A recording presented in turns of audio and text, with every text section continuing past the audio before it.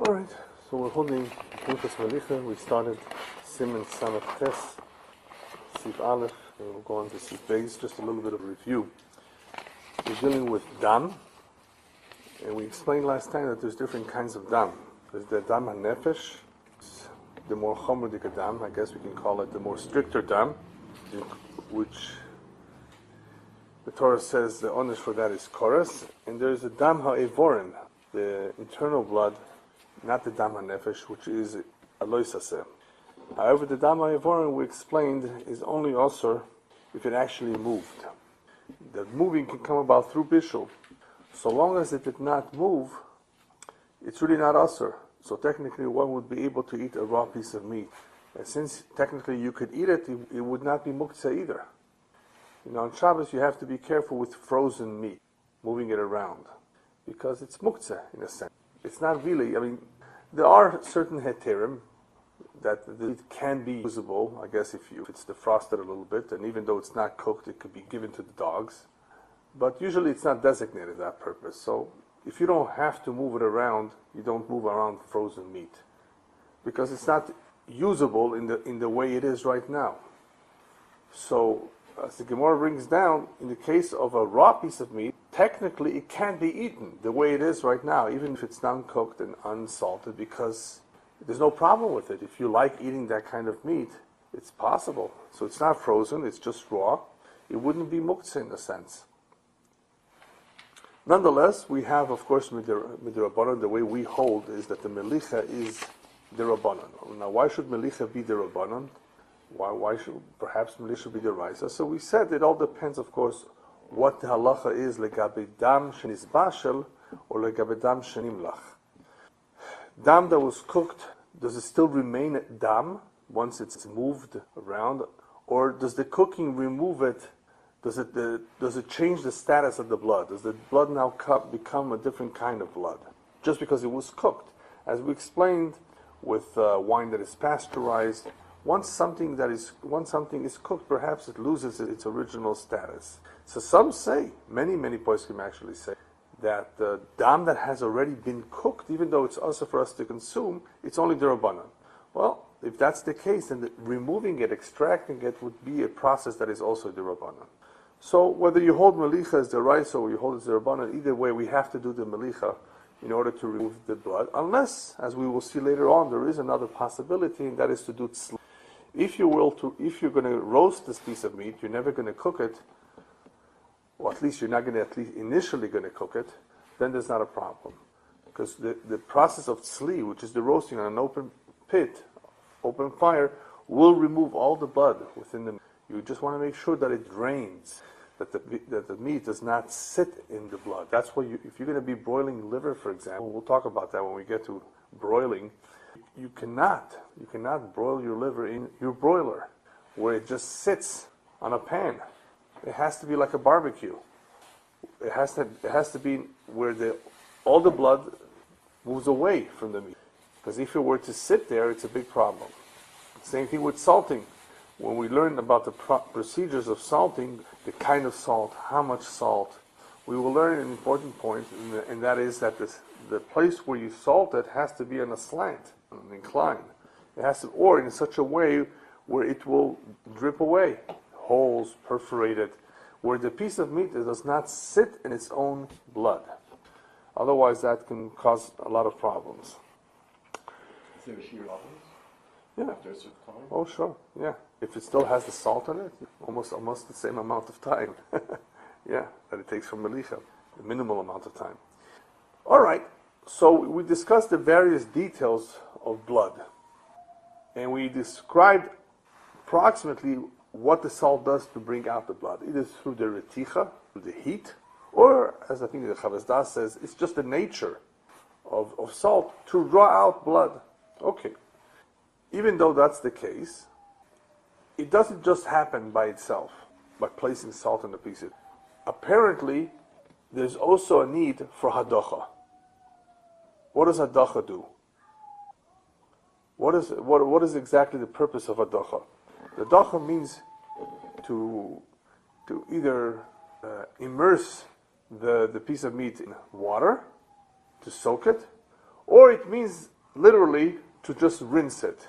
The word hadacha actually means to rinse. I'm saying it possibly means to put it into water, to immerse it into water because of the other shitas. But either way, it involves water. What's the purpose of this water? Why is hadacha a requirement before we begin the process of melicha? So we have various shitas, and there could be a big nafkamina depending which shita you hold. We have the sheet of the smak that was mostly concerned with the dam ba'in that may be still sitting on the piece of meat. And if you have dam ba'in on the piece of meat, this salt may be able to extract some of the salt, some of the blood inside, but it will also put back into the piece of meat this blood that is ba'in. And once blood is put back into the meat, the melicha will not be able to get out that blood. So the smak is pretty much the only shita that is concerned about the blood coming back inside.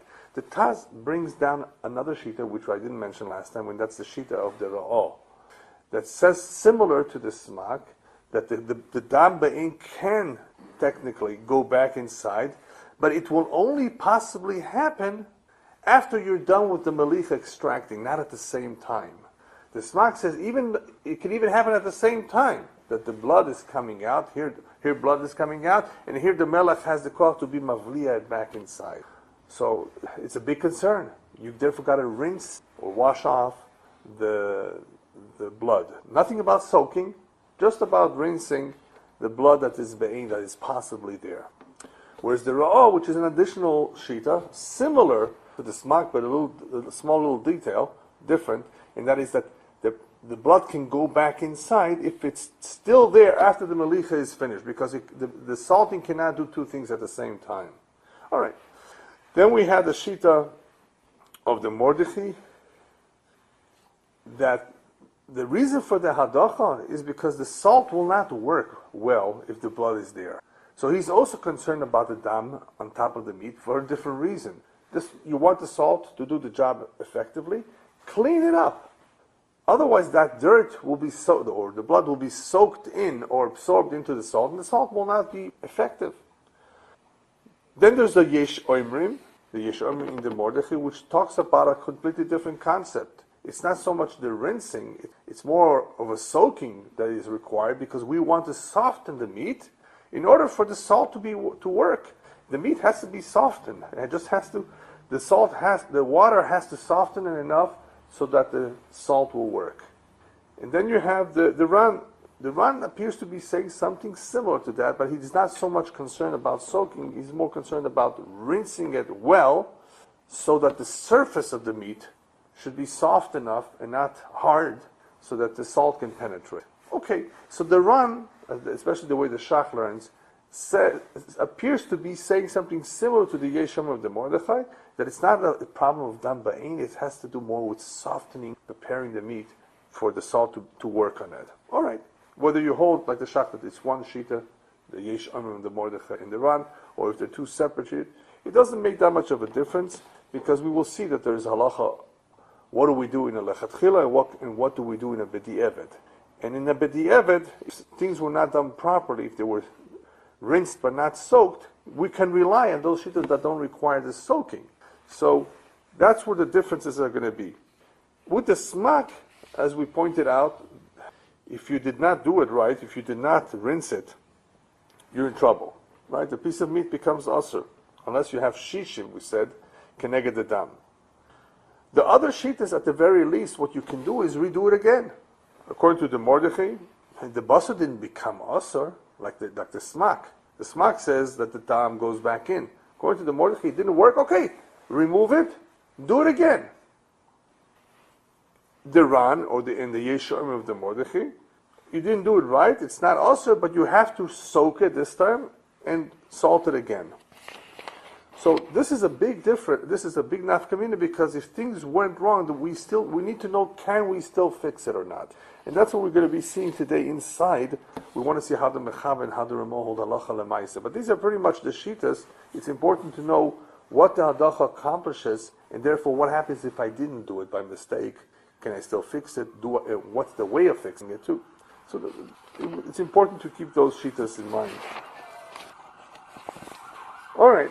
Before we actually see the Mechaber inside and the Ramah, maybe let's go on a little bit with a few more heichetimtzes, a few additional scenarios that are brought down here by the Yore Deah, the various commentaries that we briefly touched on last week. All right, so hadacha is important. What about using cold water? Oh, what about using orange juice? Or what about hadacha while the piece of meat is frozen? Is that possible? Or what about salting when the piece of meat is... So some of these details we'll find in the Ramah. Some not. So some, I turn to the Shach and the Taz, Rabbi Elyahu Kin, the Pischei Tshuva, Darchei Tshuva, Yad Yehuda. It's interesting that they bring up all kinds of scenarios that it's good to know. After all, these things happen. So Rabbi Elyahu talks about cold water. And he says like this, well, according to the Shita of Hadocha being a requirement because of rikuch, because we want to soften the meat, cold water, on the contrary, will make the meat stiff. It will not accomplish softening the... If anything, he says, it hardens it. It makes it stiff. As far as the other shitas, all it is, the hadacha, is to remove the blood. So, cold water is the same as warm water. Lukewarm water, of course. Anyone, it doesn't make a difference that it's cold. There are shitas, however, who hold that cold water does soften too. The Premier Godim says, Halacha lemaisa, he says, don't use cold water, lechatchila, for hadacha. Okay, let's say he did anyway. What now? Is it okay for sure? So it's understood from Rabbi Elyahu that even though you may have a point that according to the shitas that hold that the whole idea of hadacha is to remove the blood, and that was accomplished, so why do I need... So, but the evet means what? Go ahead, okay, you did it, you made a mistake, it was cold water, just go ahead and cook it.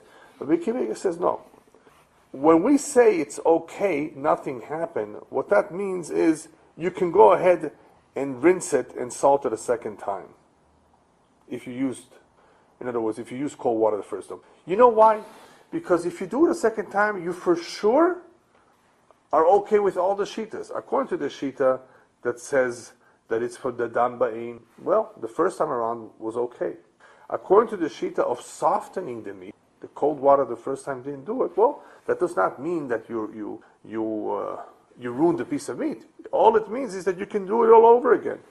So to do it a second time, he says, you don't lose.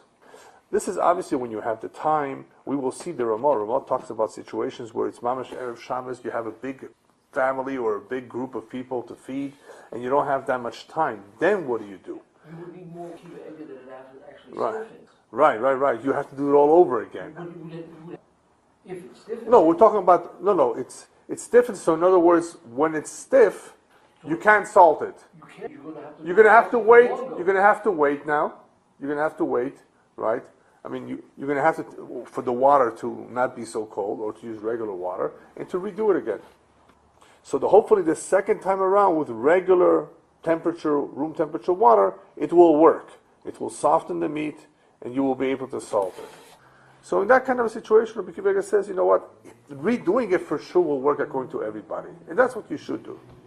But we want to know b'di'evet anyway. It's good to know what happens if somebody by mistake used very cold water. There is enough poskim to hold that it's okay b'di'evet. But you shouldn't. Everybody holds that you shouldn't lechatchila use cold water. All right, what happens if somebody did soak it? And I'm giving you the case. Some of these are in the Ramah, some of them are not. But I just want to give it to you beforehand, then we'll see it inside. What happens if you soaked it, but you didn't soak the whole piece of meat?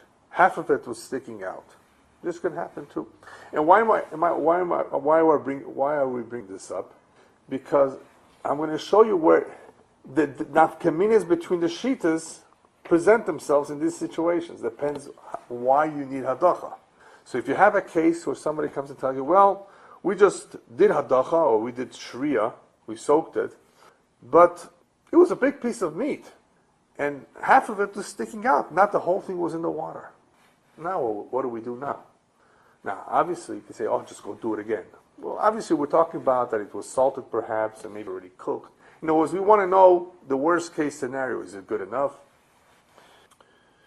All right, so the Pri Megadim mentions this case, and he says that according to the Shita of softening the meat, even though a piece of meat is sticking out, it's softened. The meat got softened through the water, even though some of it is sticking out.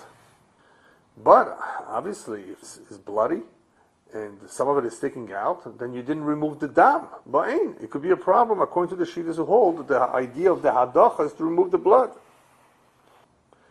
So it doesn't help me that some of the piece of meat is inside the water.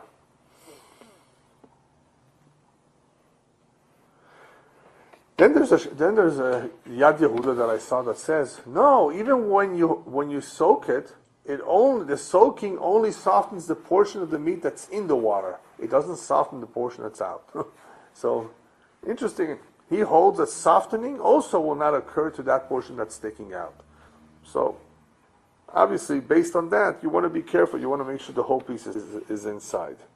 I believe, I don't recall 100%, I'm almost sure that with the Evet, it's okay. In other words, if we know that the piece that was soaked, a good amount of it, even though some of it was sticking out, it's fine. Because I think the majority of places would hold that if we go with the Shita, that the main idea of Sharia, to soften the meat was sufficiently softened through part of it being the water. I want to remind you, and we're going to see a little bit of that in a quote of the tour here, that at the slaughterhouse, it already has had some sort of hadacha. Remember when we spoke about the process of preparing meat, after it's slaughtered and cut up, after the bdika, they rinse it at the slaughterhouse with the hose. They hose it down. They're hosing down all the dan ba'in. Now, even though when we say hadacha, by the way, we mean a good hadacha. The Mikvaot mentions it, and others say hadacha heitev. In other words, or shivshuv heitev. It has to be really rinsed well in order to at least suffice the Ran. The Ran who says that, who doesn't talk about soaking, but he talks about hadacha, and he says that basically that is in order to soften the meat, or at least the top surface. He means on the condition that this is done properly, not just to rinse it off a little bit with water. So when we say rinsing it according to the Ran, we mean a good rinsing, that the water softens a little bit the meat, enough for the salt to do its job. So the hosing with pressure, I guess some would consider it possibly a good hadacha. Why don't we just rely on that, even though we're going to be inside, that may be enough? Because we hold that hadacha should also be done according to the Shitas who hold you need to soften the meat, not just to remove blood. So in order to soften the meat properly, you want to soak it for a half an hour. So that is why we soak the meat, no matter how much it was hosed down. We need to soak the meat to be yotzei those Shitas that hold that it's for the purpose of softening the meat, and that is a half an hour time. But we will see. B'di'evet, if it was very well rinsed, it could be enough. Now, okay, what about a chicken? What's different about a chicken than a meat? A chicken, you don't really have dam ba'in on the outside. So the main idea behind the chicken is just to soften it, for the salt to work. So Rabbi Elyahu brings this down, that you will need just to soak it because of rikuch. You don't have to worry about the dam outside. So Rabbi Elyahu says in the event that it was not rinsed or soaked, and it was salted. I'm sorry, if it was not rinsed or soaked, but it was salted by mistake, you can still go back with a chicken for sure, and soak it and resalt it. And of course, this is before it was cooked. You caught this, that before it was cooked, you realized it was not soaked. It was just somebody went ahead and just put some salt on it without soaking, and it wasn't cooked yet. Go ahead and resalt and redo it. Why? Because here we will not have the problem that the other shitas have with dam ba'in. Oh no, there was blood there and you salted it without soaking it, so all that blood went inside. Right? That's going to be one of our problems with the halacha that we will see today, of what happens if somebody salted a piece of meat without soaking it at all. What now? So with those shitas that hold that there's dam ba'in, and so it's almost irreparable. It's a problem. But that's not going to be an issue with the chicken, Rabbi Elyahu says. So with the chicken, since you don't have dam ba'in, everybody pretty much would agree that if you didn't cook it yet, just go ahead and do it all over again.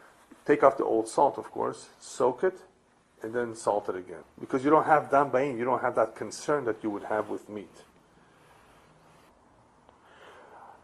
Another detail that is very interesting that I saw was what happens if somebody soaked it and he left it and he's in, it's 100-degree weather, the piece of meat pretty much dried.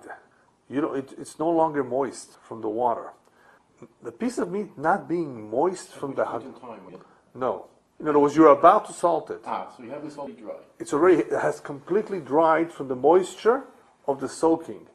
And we learned this from the Rashba, because the Rashba, in talking about hadacha, does say that part of the idea of in other words, one of the ways the melach works on the meat is because the moisture that's there allows it to work well. It allows the melach to stick to the meat and not just to fall off, to be loosely on it. The Rashba, I think that, I'm almost sure it was the Rashba, who says that moisture is very critical. And that's part of the hadacha too. I mean, it's to moisten the meat for the salt to stick and to do its job. So, if it's completely dry, the place can talk about it, that it's maybe an issue.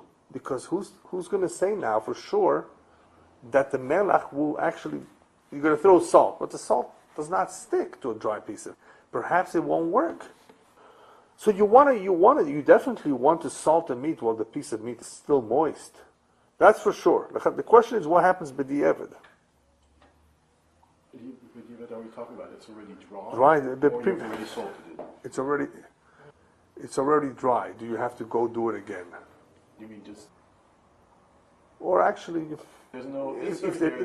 I guess it could be either or. But if you have water next to you, you should definitely do it. And besides, so you the main b'di'evid would be after it was salted. Yeah. Yes. Otherwise, you can easily soak it. So the Pri Megadim says b'di'evid it would be okay. You can go ahead and cook it. And cook it, yes. But it's a very interesting point here. Especially the way the Rashba explains that it has to be moist. Otherwise, it may not stick, and if it doesn't stick, it won't work. So it's important to keep in mind that not to let it sit, and not to let it sit around. Well, either way, we don't let it just sit around anywhere. But the soaking and the melicha should be close in time to each other. All right, as far as juices, so we spoke about water, about cold water. What about juices? Mei peros, as it's called.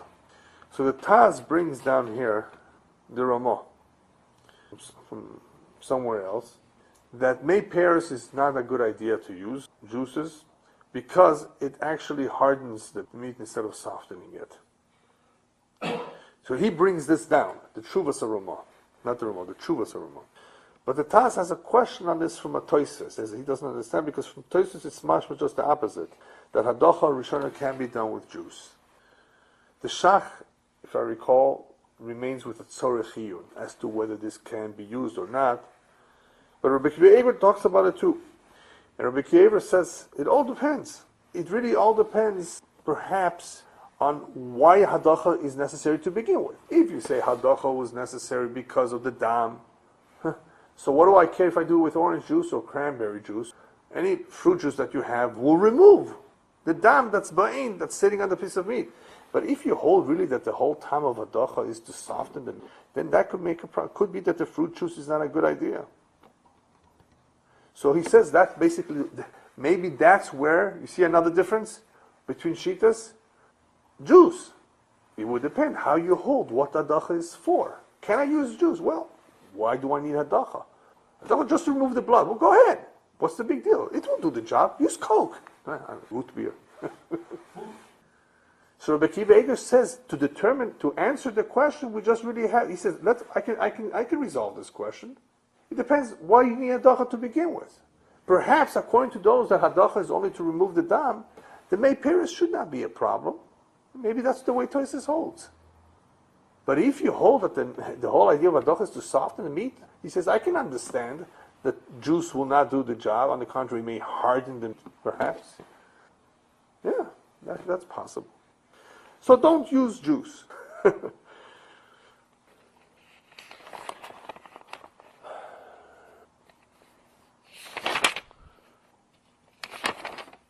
Okay. So I think we're ready now to look into the Mechaber de Ramo, and then we'll continue on to explain the Shittas. So in Seif Aleph we said that before we do Melicha, we do Hadacha. Okay, so the Mechaber clearly says we do Hadacha. We explained that it appears to be that the Mechaber, by not mentioning Shriya, soaking, holds like the Shita of the Smak, that you have to rinse it off. And here he mentions the Tur, Vehimidicho hatabach en tzarich lehadicho babayis. In parentheses here, if the butcher already did the hadacha, you don't have to redo the hadacha again at home. What's that all about?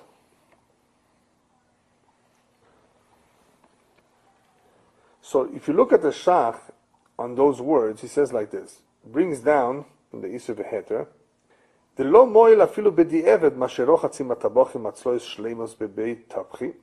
not even b'di'evet. It's not good enough what the butchers rinse down with the hoses, the tzlois, the big ribs. They just, spray water on them to make them clean.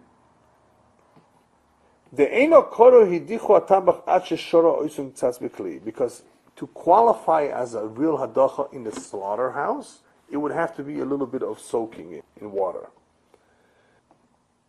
Now, he says, I don't mean it strictly so, that it has to be soaked in water. If he actually rinsed it out well, as we say in Yiddish, durch and durch, it was through and through, all the sides, a lot of water, that would qualify it too.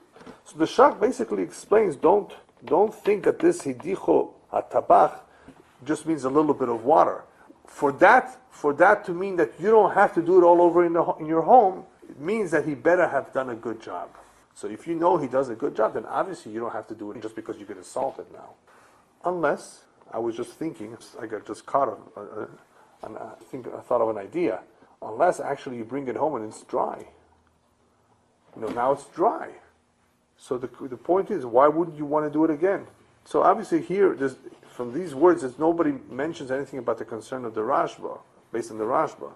Or perhaps it's still a little bit moist. Dry would mean, like some say, completely dry. All right, that would be an interesting question. Because even though he did it, why wouldn't you have to do it again? It doesn't have to be moist. Well, perhaps if it's a little moist, it's okay.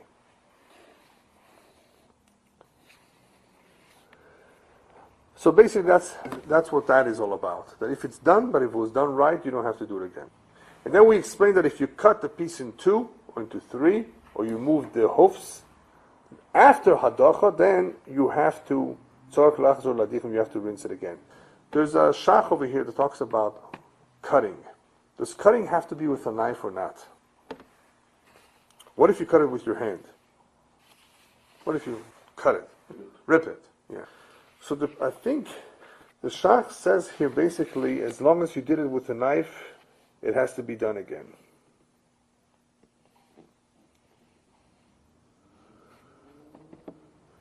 But if it was done with your hands, I think he says it's okay. Yeah, digdek lichtov chotach, daino davka besakin, the shach says. Then you have, because once you cut it with a knife, blood comes out again from inside. This is before salting it. So you better rinse it out again. Gavduchka de sakino maflit.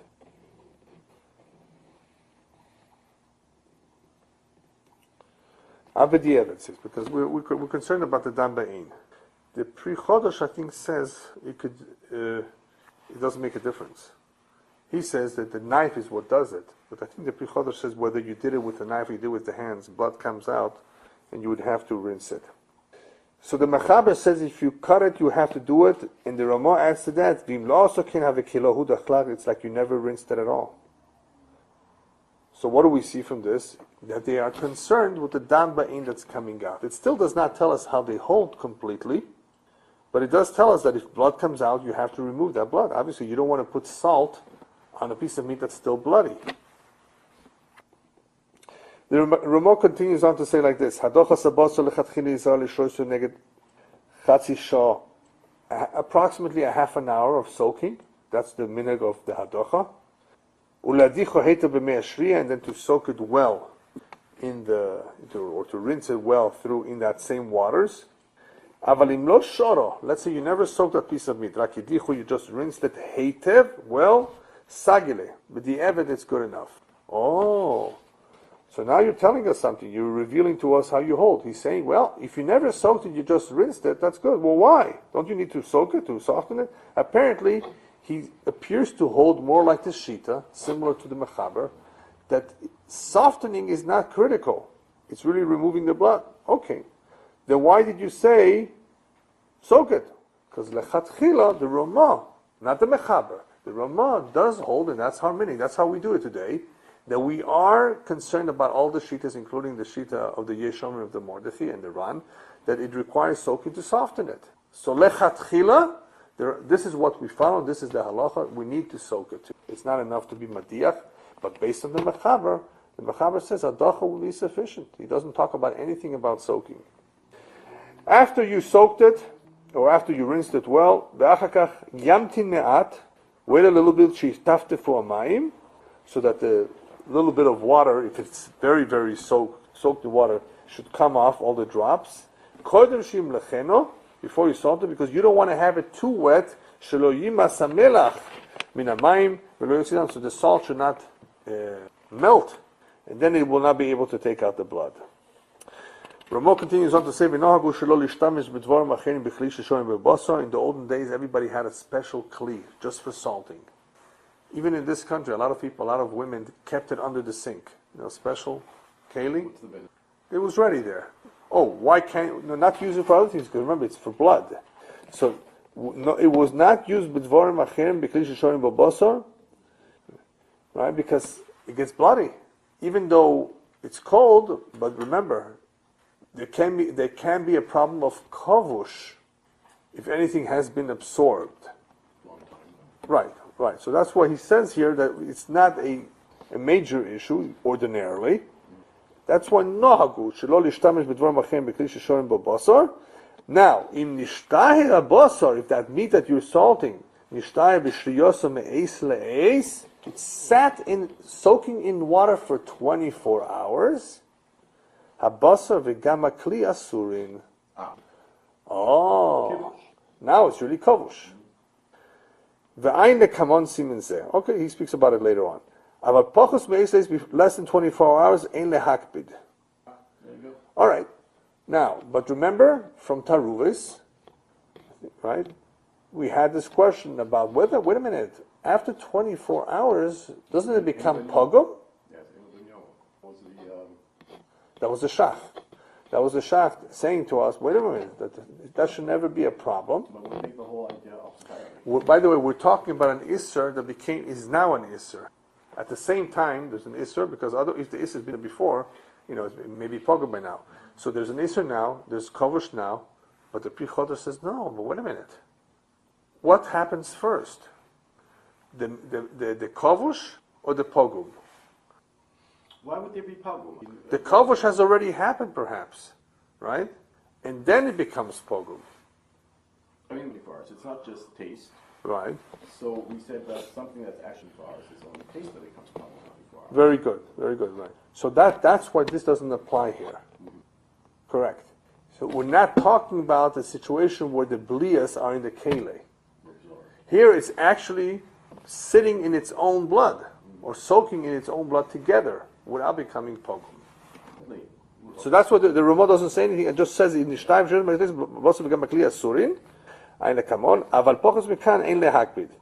Ve'af b'mokom shenesar akli, even though the kli became asur, because the kli by now became asur, mutar lachso v'lisho isbo, you can still use it for soaking meat. Why? Isn't the kli asur? Because the meat is. Listen carefully. The kli became asur. But what's the meat? It's not absorbed. An isur, right?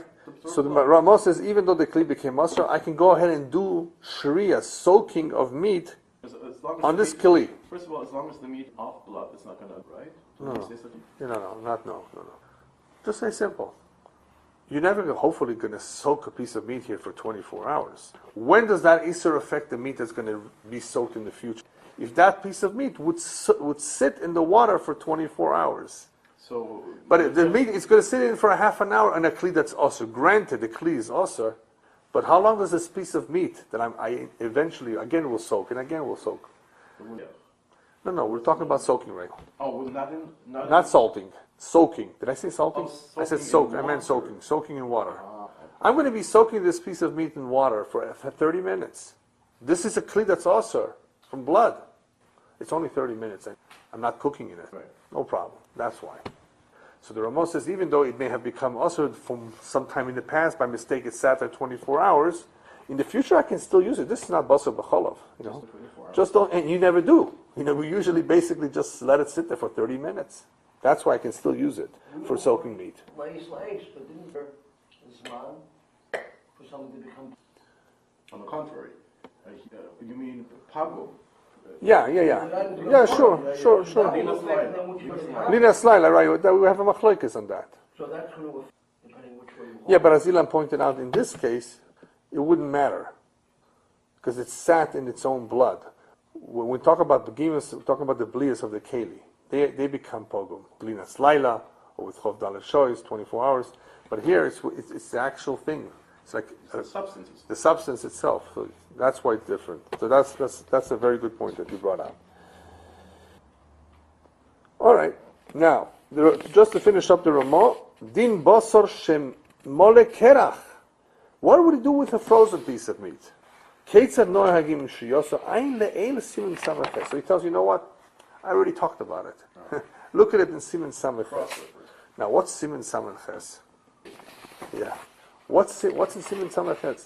Samaches is an interesting Siman. It's still Hilchas Dam, but it deals with chickens and feathers. What's a quick way to remove the feathers? So in those days, there used to be something called Meliga Sa'of. Meliga Sa'of means, I don't know the exact translation in English of the word Meliga, but it means to basically remove the feathers through hot water. Okay? Let's call it that way. You know, there might be a word for it. Removal of the feathers through hot water. Okay. How do I do that? Oh, just use hot water. Use hot water. No, there's a problem. When do I remove the feathers? Before I salt the meat. You don't salt the chicken with the feathers on it. Rav Yosef has a tshuva on that, by the way. What happens if somebody salted the chicken with the feathers? Perhaps it goes through. All right. I even asked him about it when I was with him. You wrote it. Yeah, but he says, "Behave some beruba." But anyway, so in order to easily remove the feathers, they used to use hot water. But hot water is a problem. If you haven't salted the chicken and you put this chicken in hot water, you're in hot water. What that means is you will no longer be able to salt this piece of meat. Once you put a chicken or a piece of meat in hot water before salting it, that's it. You can't salt this piece of meat anymore. We will talk about sli later on. Can you roast something that you can't salt? Okay, that's a separate question. But you want to take off the feathers. Okay, go ahead. Use a kli sheni, not a kli rishon. Oh, kli sheni, that sounds familiar.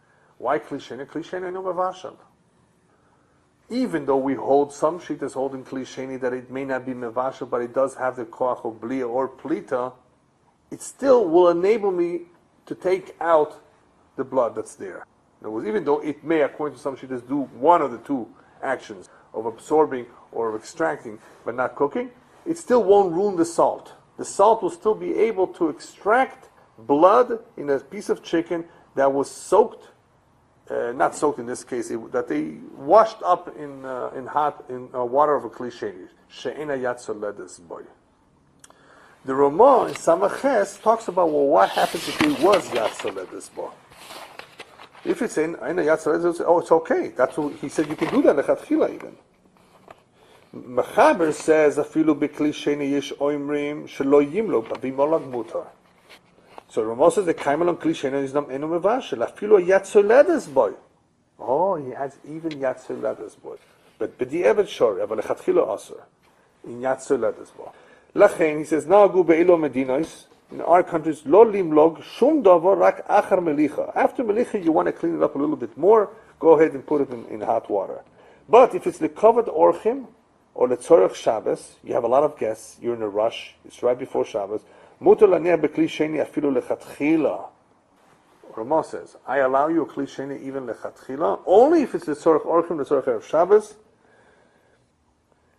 even in a kli sheni. Now, what about a frozen piece of meat? What does a frozen piece of meat have to do with it? Well, I have an idea. It's frozen and I have to cook it, and the best way to defrost is a kli sheni. You see? That's why in the case of frozen meat, he points to this siman, because here it talks about using hot water for feathers, and he already talks about using that same hot water for a frozen piece of meat. If you want to quickly defrost a chaticha mlea keach or kfor kedei lemaher melichasoi, it's mutter. In other words, it's a continuation. Mutter laneach b'klishen afilu lechatchila chaticha mlea keach or kfor kedei lemaher melichasoi. V'tov leizah lechatchila shelo nicho rak b'mayim she'en hayad soledes boi. Just be careful not to put it in a yad soledes boi. Yad soledes boi causes problems. So if you want to put it in a kli sheni, which is not yad soledes boi, a frozen piece of meat, for it to defrost quickly because you need it right away, that's fine. Yeah, you're in a hurry. It's Erev Shabbos, you have orchim. You have a frozen piece of meat. How do you defrost it? They don't have microwaves in those, didn't they? What? But today we don't have meat. Yeah, but it would be a similar question. That's because that's You know, you have to be careful with defrosting. It may even be worse. Because the microwave action molecules up The inside, it yeah. would just bring the thing. Yeah, that's right. Could be. I don't even know how it will work inside. You know, that was the question with kli sheni even. But but the ever for sure it's okay. But we have to be careful that the yad shouldn't be yad soledes boi. All right. So Psi Beis says in molach velo yidiach tchila. So what happens if you salted? You went ahead and salted and you did not do any rinsing. What now? What's the halacha? Yadichenu v'yamlichenu sheni. So the Mechaber says he has two opinions here. The first opinion is go ahead and do down the soaking and resalting. V'yesh oisrin, he says. The second opinion is they say no way, it's too late. Who's that second opinion? The smak. Remember the smak, the one who's concerned about the dam ba'in. Once you've salted it with al hadacha, it's ruined for cooking purposes, supposedly. But the Mechaber, usually passes like his first opinion. So the first one, stam. Then yesh oimrim, we're going to go with the stam. We're going to go with the first opinion. What's the first opinion? Go ahead and do it all over again. Okay, that's if you didn't cook it, of course. So long as you didn't cook it, if somebody forgot to soak it, to rinse it, you can still fix it. The Ramah says, on the yesh oisrin, v'chen noegin, so the Ramah is machmir. The Ramah is machmir, apparently like the smak. He says, no, you didn't soak it, you can't do it all over again. Even though all you did was salt it a little bit, you put a little bit of salt like it's customarily done for tzli. You know, when you go to roast, to barbecue a piece of meat, you also put a little bit of salt on it. It's just a little bit, too late. Even though it wasn't there for 18 minutes or 20 minutes with a sheer melicha, it was just there for 5-6 minutes. It's all.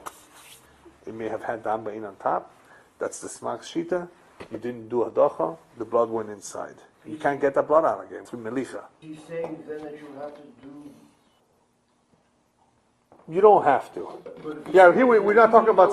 Yeah, here we're not talking about sleep, right? We're not talking about sleep yet. But he worded that. The way he worded it was says we have a minhag. Later on, he talks about it. When you do tzli, you take the piece of liver or anything, chicken, and you put a little bit of salt. Not that, you don't have to cover it entirely, like we do with making for cooking purpose. Just put a little bit of salt. That's the minhag, a little bit. But post hadacha for liver. Hadacha. You don't have to worry about hadacha if you're going to do tzli as much. We still wash it out, right?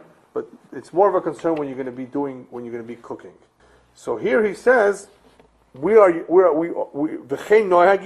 is the way we follow. What does that mean? That even if you put a little bit of salt, or even if you didn't salt it for too long, we're concerned about the shita of the smak. Mihu, however, this is a big however. Even the Ramah himself says, the Mokum Hefse Meruba. You did a whole bunch of chickens. The Mashgiach, I guess, wasn't paying attention or whatever. Somebody just didn't know what he was doing. Yes, somebody slipped. Mokum Hefse Meruba Yesh Lehatir. We're matir. What does lematir mean? To redo it again? So we'll talk about that in a minute. Yesh lehatir. And that's really also the Beis Yosef says that. Even though here he doesn't say b'makam hefsem meruba, which is interesting. But in the Beis Yosef he does say b'hefsem meruba, it's mutar. In other words, it's not a problem if he didn't do hadacha. But here he says that the Mechaber at least told us the solution is to do it over again. Let's say you just rinsed it a little bit before you salted it. At least you did a little bit. Or if you had 60 against the chatich, against the dam, right? So that you covered your bases. You have at least 60 keneged the dam. Neged dam sha'od. Ve'im nimla chaticha below adocha im shar chatichas. But what happened if you salted one chaticha that was without hadacha together with other chatichas that had hadacha? Shar chatichas mutaras v'hi asurim. The rest will be mutar and she will be asur. No. I mean, how would this did not have hadacha Oh, good question. affect the others? Right. The worst case scenario, there's blood coming out that affects them. There's blood coming out everywhere. Right. So in other words, why there should why be? should be a concern? Okay. So the Shach explains. So let's look at the inside. The legabe acheres, this blood that's coming down on it, mikre dam pleto. Ukebolo kach poltoi. That's it. For that piece of meat itself, it's a dam ba'ein, right? But on the other ones, whatever it may be coming down on, if they're underneath, that would be called dam pleto that's coming out. Ukeboloi kach poltoi. The way it will absorb, it will also In other words, extract. there were the two pieces. The one piece was that it's soften the meat. Right. So the salt can do its job. Right. The other sheet was that needs to wash off the blood already outside, otherwise the salt will carry it into the meat. Yeah. So according to the shita, according to both sheets, that meat itself That wasn't hudach. wasn't rinsed, Would be affected, not the other one. Right. So lemaisa, what did we see so far from the Mechaber Ramah? The Mechaber paskins the beli hadacha, it's not osur. Which means what? It just means that you can now do it the right way. Not that, in other words, even though we're concerned about the other shita, of course, he says yeshoisun, he says you can redo it all over again. So in other words, you rinse and then you salt it again. Right. You remove the old salt, soak it, and then rinse it. Or actually, salt it. He doesn't say soak it. He says rinse it and then salt it. So if you look at the Taz explains that the Mechaber appears to be that he doesn't hold like the smak. He says from here that yedicheno v'im lecheno. So who does it appear like he holds? Like the shita that perhaps says that the whole idea of hadocha is to soften it perhaps, or to make the salt work. In other words, not like the smak. No, otherwise the must cause. Yeah. The Pri Megadim, however, says, don't say that the Mechaber holds like the shita that of softening, because he doesn't say shriya. I mean, the Pri Megadim has a good point. In other words, the Mechaber never said soak it. He only said rinse it. So it doesn't, just because he doesn't hold like the smak does not mean that he holds like the shita that holds it's soft. It could be like the other shitas who hold there's stuff there that you got to remove, otherwise the salt won't work, which is the Mordechai, right, or the Ran perhaps a little bit. But it does not mean that the Mechaber holds soaking or rinsing is to soften it, because he doesn't say shriya. That's the Pri Megadim explained, because the Taz said differently. The Taz says it's apparent that he holds that it's to soften, but he didn't say soaking. So it doesn't have to be, he's not machmir like the smak. That's the main idea. What about the Ramah? What do we see from the Ramah?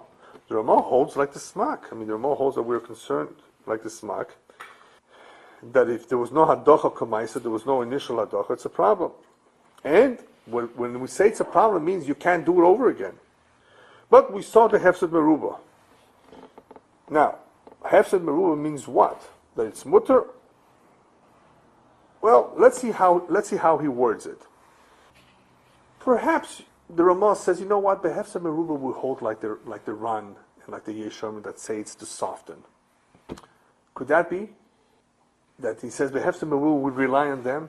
If that's the case, the Pri Megadim, I think, is the one that says here, then why would he say it's okay too if there was 60 b'chaticha keneged the damsha olav? If you hold the hefsed meruba like the ones who say that the whole hadoch is to soften, who cares if there's shishim or not? Follow me? That's not the reason for it. So the fact that he mentions that yesh shishim b'chaticha neged damsha olav does not necessarily mean that the Ramah says behefsed meruba I hold like the other shitas. No, not necessarily, because otherwise why mention shim? You see what I mean? The Pri Megadim has a good point over here. He says, don't think that the Ramah says, okay, so have some Merubah, we'll hold like them. We can hold like them. Not necessarily. So he explains, if I remember correctly, the Pri Megadim says, when the Ramah says, behefsa merubah mutter, all he's saying is what the Mechaber says. It's mutter to go ahead and rinse it again and salt it again. Because if you would say mutter bedi eved, meaning that you don't have to do anything, like some say, that he's saying behefsa merubah, you don't have to do anything perhaps. Right? I mean, it appears like that. Mutter, he says. So he explains that what mutter means is that it's mutter to redo it again. That's all it means.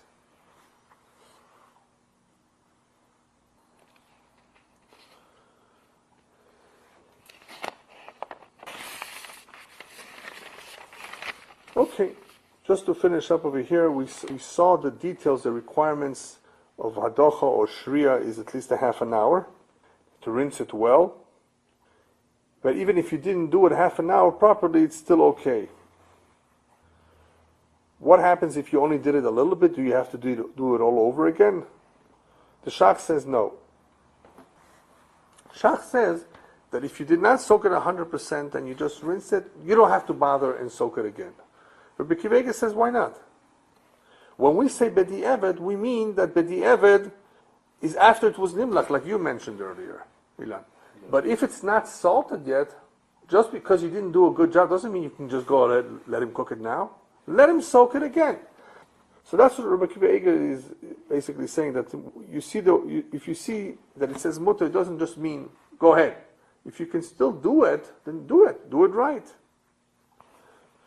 I saw the Chochmah Sodom also, that if he doesn't have the time, it's a tzorech gadol and you cannot soak it, there's no time left, that's also called the Bedi Eved. But he says that you should just rinse it well in waters and that the water should be clear of no blood. In other words, rinse it until you see that the water that you're rinsing it with has no blood left, no simanim of blood. Then it's okay. All right, what about, if we talked about the frozen piece of meat. So there was a Ramah that tells us, okay, you can go ahead and put it in a little bit of hot water. What happens if the guy didn't do it? He just put the salt directly on the frozen meat. So the Shach talks about this too. Because if hadocha wasn't done, then we saw the Mechaber and the Ramah, at least in the B'diavad, you can always redo it. Okay, fine. So that we're clear. But what happens if you salted a piece of meat that was frozen? What then? We spoke about not making hadocha with cold water, being cold water perhaps being a problem. But here the piece of meat is frozen. Supposedly that prevents you from doing a proper melicha. And the Shach says, yes, it won't work. So what happens if you did anyway? Or what happens if you salted it, it became frozen, and then became defrosted? He brings both cases. In the case of frozen meat completely, salting it doesn't work. I think everybody holds with that. That if it was frozen all the time, you just can't salt it. But what happens if you began to salt it, and then it froze, and then it defrosted? Is it okay? Well, there's various shitas here on this kind of a scenario. Can you combine, the Aruch HaShulchan speaks about it too, can you combine the first few minutes of salting it while it was still defrosted with the last few minutes that it was defrosted, and forget about the timing between it was frozen? Can you be mitzaref those two shiurim? And some persons say, yes, I believe the Aruch HaShulchan as well. We're talking about it's already cooked. It's mutar b'diavad. Before cooking at the marshal, he brings down the marshal that it's just go ahead and resalt it again. And when you resalt it again, resalt it like the regular shear of melicha. The Pri Chodesh I saw, however, says that you don't have to resalt it again. You can be mitzaref the times with the before the frozen and after the frozen. The Shach's example, however, where he appears to be saying it's okay, he doesn't talk so much about the tziruf of the two. I think, if I recall, the Shach's example was that after it was defrosted again, it sat for 18 minutes with the salt. It had a real sheer melicha. In other words, you don't need to be mitzvah the original time. Then it would be good, even though it got frozen in between, it is not affected. Because after it was defrosted, it had enough time to work on it. So it should be. I did see the poskim do bring down all kinds of interesting cases. What happens if after you finish salting a piece of, you touch it, and a part of it is frozen? There's all kinds of questions, in halacha. A small part that was never defrosted. There's all kinds of complex issues. Some say to cut out that part. Some say okay. Some say roast it. There's different. I'm just mentioning it to you so you should have an idea of what is going on in the tshuvas, in the poskim, about all kinds of situations that come up. But one does have to be careful with frozen meat. When does this happen, by the way? When they bring across the country in trucks or from the distance, they bring it, and if it hasn't been salted, they desalt it, I think. They already take care of it. But it used to be that sometimes they would bring frozen meat. My father-in-law, Olav Shalom, used to have to do all the work in the store, in the butcher store. The melicha and everything. So if it came frozen, you had to wait until it's defrosted to properly do it. So it's important to keep in mind, melicha, as the Shah says, will not work on frozen meat. If the whole thing is frozen, no. Okay, just to finish up, the Taz talks here about the possibility of what happens. Okay, if somebody did melicha without hadacha, can you at least do roast it? It's interesting. The Taz brings down the shita. I don't think we go by it. I mean, it's a shita of the Yamsha Shloima, the Taurus, that when it says lechatchila, that is, that the basar is, that the chicken or the basar is also, if you did know hadacha, it's also aflet tzli. Interesting. They hold you can't fix it. That's it. You can't even do tzli on it. I believe we'll see it a little bit more later on. And this, of course, has to do with the shitas of the smak, that once the blood went inside, not even tzli will take care of it. But what did we see in the Ramah? That behefsed meruba, it's mutter even for bishul. So kol sheken tzli. If it's okay even to cook, the more so it would be okay for tzli. But then there's several questions of whether, what happens if it was nimlach? It was salted, but it was only a few minutes. In that case, the Shach brings down that many poskim, including the Ramah, the Torah Chatas, would be matel tzli. If it was only salted for a few minutes, then that shouldn't be a problem. Or if it was not, the problem was not in a small amount of time. It was a little bit of salt. It was a regular amount of time, but it was a little bit of salt. The Pri Megadim says that possibly the Shach would be mater on that too for tzli, since it's only a little bit. Some would say that we're not baki, on what is called melicha letzli and what is full melicha. But anyway, the Pri Megadim says it should be muter at least for the tzli. All the poskim, however, are in agreement that if you have two advantages, two benefits, two pluses, it was only salted a little bit, and it wasn't salted for a long, long time, then it would be okay for tzli. Just saw that Rabbi Kiva Eger, he says that there will be a difference between the Taz and the Shach if it was not salted for the regular amount of time. The Taz seems to be saying that you cannot cook it anymore. In other words, you cannot salt it and cook it. It can only be good for tzli if you want to do it now. Whereas the Shach would hold possibly because in the Hefse Meruba we allowed it to be cooked and for sure to be tzli. So perhaps here too, the din would be that even though it was done without hadacha, since I can do bishul, I can for sure do tzli. I think that's the difference between the Taz and the Shach.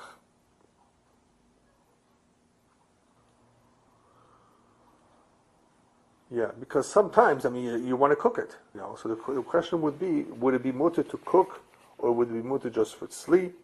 So since we hold, since we hold that behefsa meruba, it's mutter to be mevashelet, right, like we saw in the Ramah, then of course you would be able to do tzli as well. Whereas according to the Taz, you may not be able to cook it, but you will be able to do tzli. That's in the case of where you salted it a little bit. So this is a very important idea, because sometimes, something goes wrong. And it may not be a hefsek meruba, then what? Well, if it's a hefsek meruba, we know, though you can even cook it. If you can cook it, you can do tzli. But if it's not a hefsek meruba, according to the basic halacha, you don't have a second chance. What do? You throw it away? No. You can do tzli, perhaps. It all depends on what exactly happened.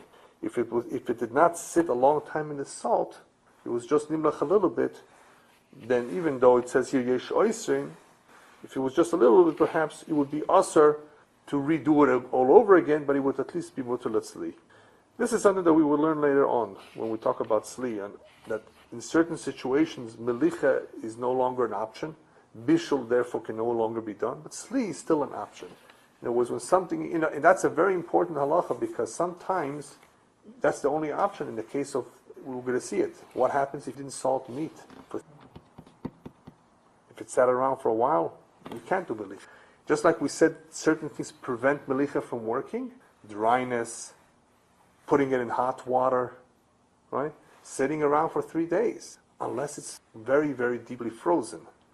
So when they freeze it, they freeze it well. Because once the meat is frozen, right after shechita, even though it sat around for a little while, it becomes defrosted, you can still work on it with regular melicha. If you didn't do it, even though the meat is fresh, right, the salt won't work. So that's why we have to know, well, what are the options? Well, tzli may still be an option. Yeah, so that's why it's important to know the ramifications or the consequences, no hadacha, or not enough salt, or just, what if I just salted the top and not the bottom, which we'll talk about in Mitzvah Shem next week. How much salt you need, and what if you did it completely? What if you did it in the outside and not in the inside of the chicken? All of these things can make a difference, but obviously there are sometimes dinim that are applied by l'chatchila, and sometimes there's a din that applies by diya. Okay?